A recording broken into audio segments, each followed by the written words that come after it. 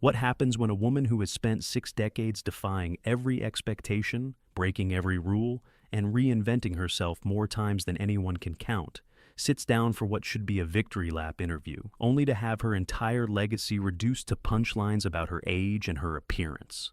What you're about to witness is one of the most explosive confrontations ever captured on daytime television. The moment when Cher, the goddess of pop herself, reminded the world that the woman who survived Sunny, survived the 70s, survived disco, survived the 80s, survived the 90s, and is still standing, didn't get this far by letting anyone push her around. The studio went dead silent. The audience held their breath. And Joy Behar learned the hard way that some icons bite back harder than anyone expects. Before we dive into this incredible story, make sure to subscribe and drop your thoughts in the comments because, trust me, you're going to want to talk about this one. The morning had started with a buzz of excitement that the production team hadn't felt in months. Cher was coming to the view. Not just any celebrity, but a living legend who had been famous longer than most of the crew had been alive. She had sold over 100 million records worldwide. She had won an Oscar for Moonstruck, a Grammy, an Emmy, and countless other awards that filled entire rooms in her home. She had been declared finished more times than anyone could count, and each time she had come roaring back stronger than before, like a phoenix rising from ashes that the critics had prematurely scattered. Cher arrived at the studio with her characteristic lack of pretense despite being one of the most famous women on the planet. At 78 years old, she still commanded attention the moment she walked into a room, not through volume or dramatics, but through sheer presence that seemed to bend the space around her. She was there to promote her new album and her upcoming residency tour, proof once again that she had no intention of fading quietly into the sunset just because society thought she should. Her publicist had assured her it would be a friendly conversation, a celebration of her remarkable 6-decade career. What nobody anticipated was that Joy Behar had arrived that morning, determined to do exactly the opposite. Behind the scenes, sources would later reveal that Joy had been making comments for weeks about what she called the parade of aging celebrities refusing to accept their expiration dates. She found it tiresome, she said, watching these legacy artists cling to relevance when they should be gracefully stepping aside for younger talent. And Cher, with her continuing tours and new albums and absolute refusal to disappear into comfortable retirement, represented everything Joy found exhausting about celebrity culture's inability to let go of the past. The studio lights were bright as Cher took her seat at the famous table. She was dressed in black, as she often was, her signature dark hair framing a face that had launched 1,000 tabloid covers over 6 decades. The audience erupted in applause that seemed to go on forever, a standing ovation that brought a genuine smile to her face and tears to the eyes of some longtime fans who had waited years for this moment. Whoopi Goldberg, herself a legend in her own right, opened the segment with obvious respect and affection. Our next guest needs absolutely no introduction, but I'm going to give her one anyway because she deserves it. 6 decades in the entertainment industry, over 100 million records sold, an Oscar, a Grammy, an Emmy, and still going strong. Please welcome the one and only Cher.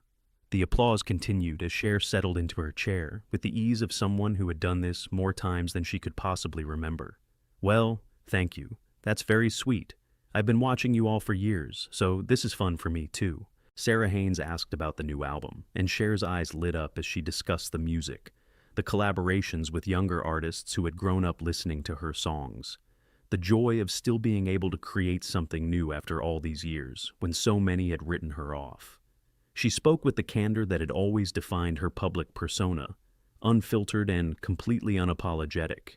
You know, people keep asking me when I'm going to retire, Cher said, her distinctive voice filling the studio with its familiar warmth. And I keep telling them the same thing. I'll retire when I'm dead. Maybe not even then. I'll probably haunt some Vegas casino and keep performing for the ghost audience. The audience laughed warmly. This was the Cher they had come to see, irreverent and unstoppable, and exactly as sharp as she had always been. For a few minutes, everything felt exactly right. Then Joy Behar leaned forward with that familiar glint in her eyes, and the temperature in the room dropped noticeably. The other hosts recognized that look immediately, the predatory energy that meant Joy was about to go somewhere unexpected and potentially dangerous. So, Cher, Joy began, her voice carrying an edge that made the other hosts shift uncomfortably in their seats. You talk about never retiring, about keeping going forever. But let's be honest here, you're 78 years old. At what point does this stop being inspiring and start being, well, a little sad? Watching someone who clearly should be enjoying their retirement still out there trying to prove something to the world? The question landed like a bomb in the middle of the studio. The audience went completely silent. The other hosts exchanged looks of disbelief. Cher's expression didn't change dramatically, but those who knew her could see something shift behind her eyes, a sharpening of focus that anyone who had crossed her over the decades would recognize as a warning sign that should not be ignored under any circumstances. Sad? Cher repeated the word slowly, as if tasting something unexpectedly bitter. You think it's sad that I'm still doing what I love, that I'm still selling out arenas around the world, that I still have something to say and millions of people who want to hear it? Joy waved her hand dismissively, a gesture that seemed designed to minimize everything Cher had just said and the decades of work behind it. I'm just saying what a lot of people are thinking, but are too polite to say out loud. There comes a point where you have to accept that your moment has passed. You had a great run, Cher, an incredible run. But maybe it's time to let younger artists have the spotlight instead of clinging to it like it's a life raft. Several audience members shifted uncomfortably in their seats. Sunny Hostin looked like she wanted to disappear into the floor. Even Whoopi, who had seen plenty of controversial moments on the show over the years, seemed taken aback by Joy's aggressive directness toward a guest of Cher's stature. Cher leaned back in her chair, and when she spoke, her voice was calm, but carried an edge that could cut through steel. Let me ask you something, Joy. How old are you? Joy seemed caught off guard by the unexpected question. I'm 82. 82, Cher repeated slowly, letting the number hang in the air for everyone to absorb. And you're still sitting at this table every day, sharing your opinions, doing your job, collecting your paycheck. Should you retire? Should you step aside and let younger journalists have the spotlight? Or does your rule about knowing when to quit only apply to other people and not to yourself? The counterattack was swift and devastatingly precise. Joy's face flushed slightly, a crack appearing in her confident exterior for the first time. That's different. I'm not up on stage in revealing costumes pretending I'm still 30 years old. Pretending I'm still 30? Cher's laugh was sharp and humorless. Honey, I've never pretended to be anything I'm not in my entire career. I'm 78 years old, and I look like a 78-year-old woman. I just happen to look like a 78-year-old woman who takes care of herself and refuses to apologize for it. Is that what's really bothering you here? That I haven't let myself go the way you think I should have? The audience murmured with a mix of discomfort and something that might have been approval. Joy pressed forward, seemingly determined not to lose ground in this unexpected battle of wills. What I'm saying is that there's something a little desperate about these endless comeback tours. You've had, 5 farewell tours now? At some point, farewell should actually mean farewell. It starts to look like you just can't let go of the past, can't accept that your time in the spotlight is over. Cher's eyes narrowed dangerously. Let me tell you something about letting go, Joy. I've let go of 2 marriages, including one that was broadcast to millions of people every week. I've let go of people I loved who died too soon. I've let go of decades of my life to an industry that told me over and over again that I was finished, washed up, done, a relic of another era. What I haven't let go of is my right to keep working, keep creating, keep living my life on my own terms. And I never will, no matter how many people like you tell me I should. She leaned forward, her presence suddenly commanding the entire studio in a way that reminded everyone exactly why she had been a star for 6 decades. You want to know what desperate looks like? Desperate is someone who sits behind a desk, taking shots at a woman who's accomplished more in her life than most people could accomplish in 10 lifetimes. Desperate is trying to tear someone down because their refusal to quit makes you uncomfortable about your own choices, your own mortality, your own relevance. That's desperate. The response hit its mark with precision accuracy. Joy's smirk faltered, but she recovered quickly with her characteristic defensive aggression. I'm just pointing out what everyone can see with their own eyes. The plastic surgery, the costumes, the wigs, the whole elaborate production. It's a lot of effort to maintain an illusion that time has somehow passed you by. At what point does it become more about vanity than actual music? The mention of plastic surgery seemed to hang in the air like a thrown gauntlet. Cher's expression shifted to something that looked almost like dark amusement, but there was cold steel underneath it that anyone paying attention could clearly see. "Ah, there it is," Cher said, nodding slowly. "I was wondering how long it would take to get to the plastic surgery. Let's talk about that, Joy, since you brought it up so eagerly. Yes, I've had work done. I've never denied it, not once in my entire career. I've been completely open about it for decades when other people were lying through their teeth. You know why? Because it's my face, my body, my choice. And I don't owe anyone an apology for doing what I want with my own appearance." She turned to address the audience directly, her voice gaining strength and passion. "You know what's interesting? When men in Hollywood get older, they're called distinguished, dignified, silver foxes. They're cast as romantic leads well into their 60s and 70s opposite women half their age. When women get older, we're told to disappear quietly and gracefully. And if we try to maintain our appearance, we're called desperate and fake and plastic. If we don't, we're called washed up and past our prime and letting ourselves go. We can't win either way, so I decided a long time ago to stop playing that rigged game entirely." The audience began to applaud, but Cher wasn't finished. The dam had broken, and decades of deflecting these criticisms with a smile were giving way to something far more powerful and necessary. "I've been famous since I was 18 years old. I've watched this industry chew up and spit out women for 60 years.